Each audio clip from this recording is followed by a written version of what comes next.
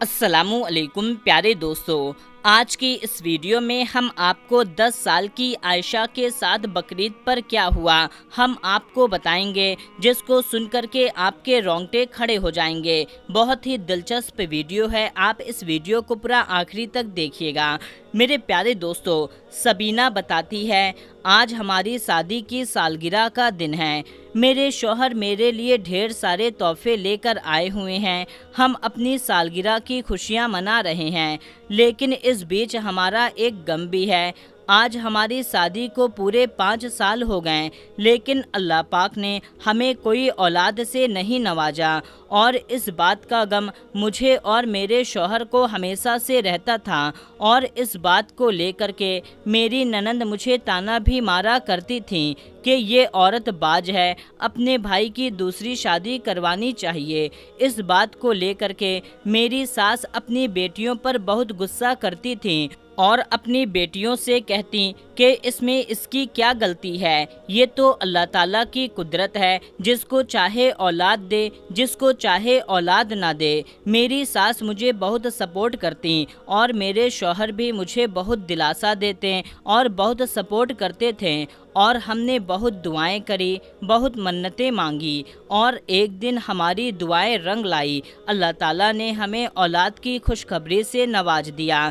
फिर उसके 9 महीने बीतने के बाद में हमारे यहाँ एक खूबसूरत सी परी जैसी बेटी पैदा हुई, जिस पर मेरी सास ने उसका नाम आयशा रख दिया। सबसे ज़्यादा खुशी मुझे और मेरे शौहर और मेरी सास को हो रही थी कि वक्त बीतता रहा। जब आयशा 1 साल की हुई तो वो अपने पाँव पर धीमे धीमे चलने लगी, लेकिन इस बीच हमारे घर में एक गम का तूफान आ गया। मेरी सास का इंतकाल हो गया, जिससे मैं और मेरे शौहर बहुत ज़्यादा टूट गए, क्योंकि वो हमारे घर की बड़ी बुजुर्ग थीं, वो मेरी माँ जैसी थीं। उनके इंतकाल पर हम बहुत ज़्यादा गमगीन हो गए और इस गम से बाहर नहीं निकल पा रहे थे, लेकिन हमारी बेटी आयशा ने हमें इस गम से बाहर निकाला, हमें इस सदमे से बाहर निकाला, और हम अपनी बेटी आयशा पर सब्र कर लिया और उसकी अच्छे से देखभाल की। यूं ही वक्त बीतता रहा, बहुत हंसी खुशी हम जी रहे थे। हमारे पड़ोसी मंसूर भाई और उनकी बीवी को भी कोई औलाद न थी। मंसूर भाई, जिनकी उम्र 40 साल से ज़्यादा हो चुकी थी, लेकिन उनके यहाँ कोई भी औलाद न थी। हम लोग जब छत पर जाया करते थे अपनी बेटी को ले करके, तो मंसूर भाई और उनकी बीवी भी छत पर रहा करती थीं। वो भी हमारी बच्ची आयशा को खूब खिलाती, खूब लाड प्यार किया करती थीं। मैं अपनी बेटी आयशा को मंसूर भाई के घर में खेलने के लिए दे दिया करती थी, क्योंकि बे औलाद होने का गम मैं बहुत अच्छे तरीके से समझ चुकी थी। वो लोग मेरी बच्ची को खूब खिलाते, लाड प्यार करते और फिर मेरे घर पहुंचा देते। ऐसे ही करते करते दिन बीतता गया और मेरी आयशा 10 साल की हो गई। आज जिलहिज्जा का चांद दिखा, हमारे घर में खुशियां आई। मेरी नन्ही बेटी आयशा खुशी में झूम रही थी और अपने अब्बू से कह रही थी कि अब्बू अब्बू, हमारे घर में बकरा कब आएगा? अब तो बकरा ईद आ गई है, आप बकरा कब लेके आएंगे? उनके अब्बू कहते हैं, मेरी प्यारी गुड़िया, जरा सब्र करो, मैं जल्द ही बकरा ले आऊँगा। फिर उसके दूसरे दिन मेरे शौहर एक बड़ा और तंदुरुस्त बकरा ले आए कुर्बानी के लिए, जिसको देख कर के आयशा खुशी के मारे उछल रही थी, और वो अपने बकरे को कभी पत्ते खिलाती तो कभी रोटियां खिलाती और कभी अपना टॉफ़ी चॉकलेट भी उसे खिलाती रहती। मेरी बेटी आयशा बहुत खुश थी, लेकिन उसको एक बात का गम था कि वो अपने बकरे को बाहर टहलाने के लिए नहीं ले जा पा रही है। उसके अब्बू तो रात के 10-11 बजे आया करते हैं, जिसकी वजह से वो थोड़ा गमज़दा हो गई कि मैं अपने बकरे को बाहर टहलाने नहीं ले जा सकती। उसका ये गम हम दोनों से नहीं देखा गया। हम दोनों ने मंसूर भाई से कहा कि आप हमारी बच्ची और बकरे को लेकर के बाहर टहला दिया करें। इस पर मंसूर भाई राज़ी हो गए और वो हर दिन शाम के वक्त में आयशा को गोद में ले करके और बकरे को लेकर के टहलाने के लिए जाया करते थे। آج بقرہ عید کا دن تھا۔ میری بیٹی بہت زیادہ خوش تھی۔ میں نے اسے اچھے سے تیار کیا، اچھے اچھے کپڑے پہنائے۔ میری بیٹی ماشاء اللہ ایسی لگ رہی تھی جیسے کوئی جنت سے پری اتر کر آئی ہو۔ صبح کے وقت میں نہا دھو کر کے میرے شوہر تیار ہو کر کے بکرے کو کھانے کے لیے مٹھائی اور پھول گجرا لینے کے لیے چلے گئے کہ اتنے میں ہمارے گھر میں منصور بھائی آئے اور عائشہ سے کہنے لگے، ارے واہ عائشہ، آج تو تم بالکل پری لگ رہی ہو، بڑی خوبصورت نظر آ رہی ہو۔ کیا تم آج اپنے بکرے کو ٹہلانے کے لیے نہیں جاؤ گی؟ آج کے بعد تمہارا بکرا تو قربان ہو جائے گا، چلو آج آخری بار بکرے کو گھمانے چلتے ہیں۔ اس کے بعد میری پیاری بیٹی عائشہ منصور بھائی کے ساتھ آخری بار بکرا ٹہلانے کے لیے چلی گئی کہ اتنے میں تھوڑا ٹائم ہو گیا، میری بیٹی واپس نہیں آئی۔ اس کے ابو بھی گھر آ چکے تھے اور مجھ سے پوچھ رہے تھے کہ عائشہ اور بکرا کہاں ہیں، تو میں نے کہہ دیا کہ منصور بھائی ٹہلانے کے لیے لے کر گئے ہیں۔ اتنے میں تھوڑی دیر کے بعد منصور بھائی کی بیوی چیختی چلاتی ہوئی آئی اور کہنے لگی، ارے قیامت آ گئی، قیامت آ گئی، ہماری بیٹی عائشہ کو ایک ٹرک والے نے بہت زوردار ٹکر مار دی ہے جس سے اس کی بہت بری طریقے سے ایکسیڈنٹ ہو گیا ہے۔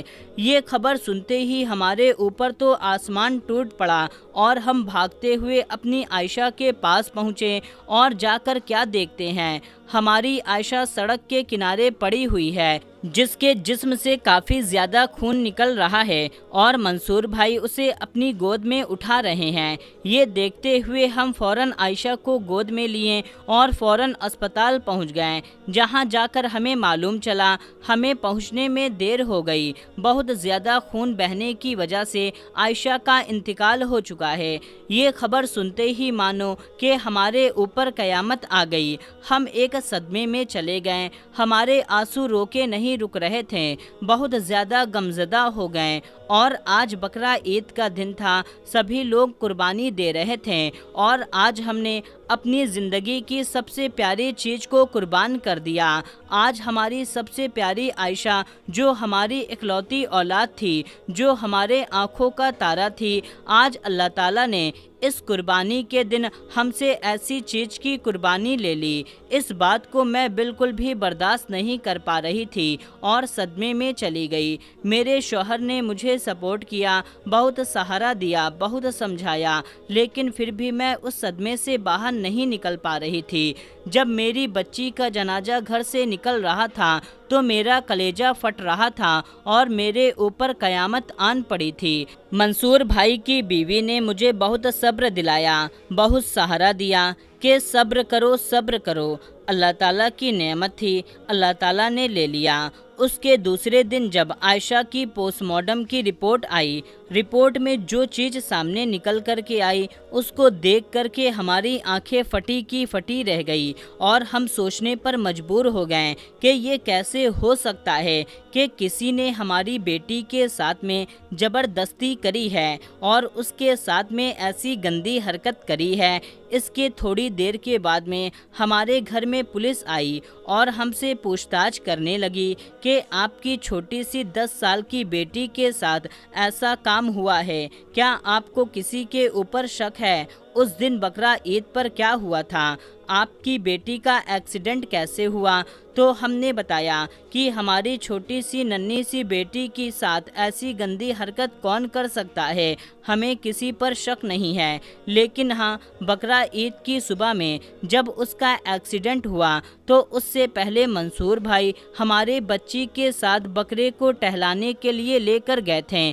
اتنا ہی سننا تھا کہ پولیس کے بڑے افسر نے منصور بھائی کو بلایا اور ان سے پوچھ تاچھ کرنے لگے تو منصور بھائی کے ماتھے پر پسینہ آ رہا تھا، جس کو پولیس والوں نے دیکھ کر کے ان سے اور پوچھ تاچھ کرنا شروع کر دیا۔ پولیس والوں کو ان پر شک ہو گیا، پولیس والوں نے انہیں تھانے لے گئے اور وہاں پر ان سے پوچھ تاچھ کری۔ جب ان سے پوچھ تاچھ کی گئی تو معلوم ہوا کہ منصور بھائی نے ہی ہماری بیٹی کے ساتھ میں ایسا گندا اور گھنونا کام کیا ہے۔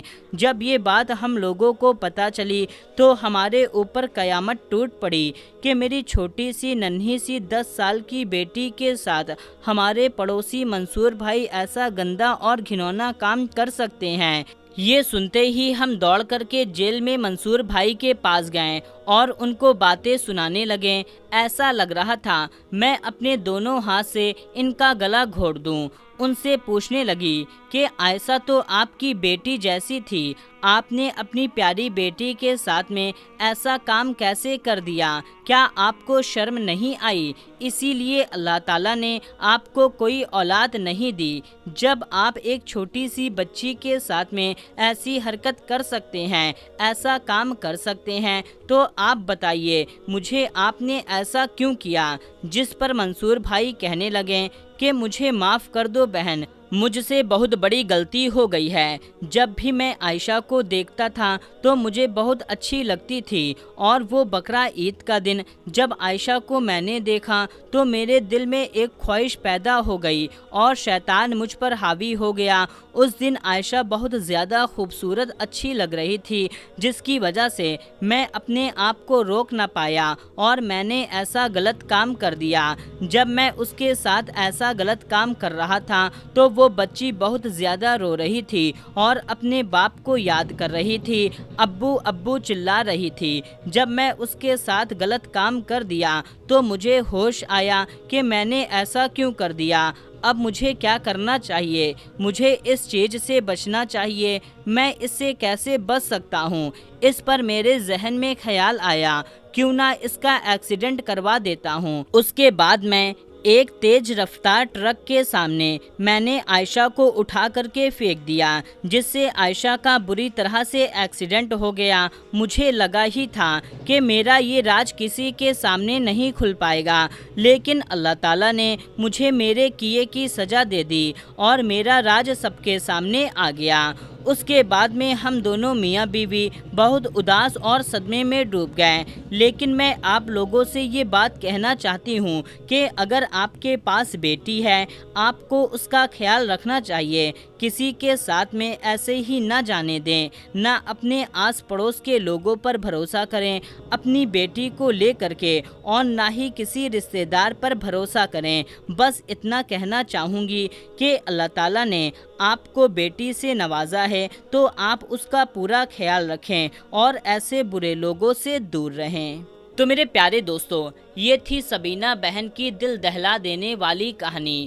آپ اس کہانی کو زیادہ سے زیادہ لوگوں تک شیئر کریں اور سبینہ بہن کی حوصلہ افزائی کے لیے، ان کو صبر کے لیے، ان کی صبر دلانے کے لیے اس ویڈیو کو ایک لائک ضرور کریں اور کمنٹ باکس میں اپنی رائے ضرور پیش کریں۔ تو میرے پیارے دوستوں، ملتے ہیں تب تک کے لیے اگلی ویڈیو میں۔ السلام علیکم، اللہ حافظ۔